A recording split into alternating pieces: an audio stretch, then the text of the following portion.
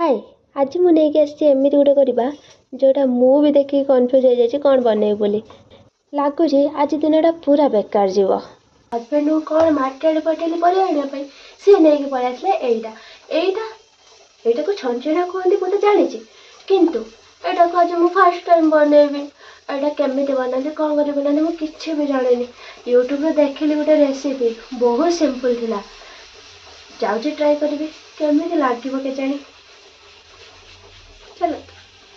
तो छंचना को मुझे चाकू साहाଯ୍य भलसे पिल कर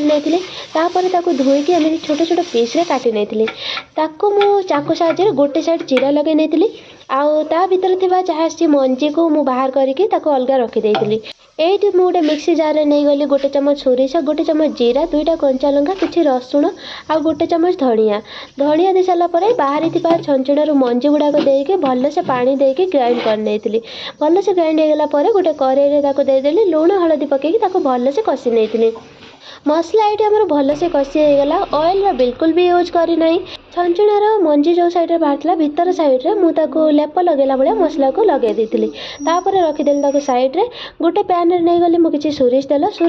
भलसे घोड़े भाजी नहीं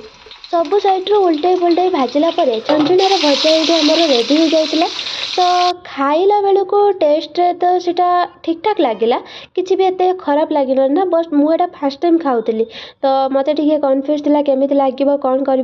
बट मत एते खराब लगे कौन आपण मैंने केबे छंचना खाई जदि खाई मत कमेंट करके जनातु वीडियो रे नुआ थिले चैनल को लाइक करके सब्सक्राइब करके ऑल नोटिफिकेशन ऑन कर दिंतु नॉनवेज वाला लगुच ना माछ भजा भाया तो नॉनवेज खावा कौन दरकार यहाँ बहुत टेस्टी थी आपण मैंने भी ट्राई करें।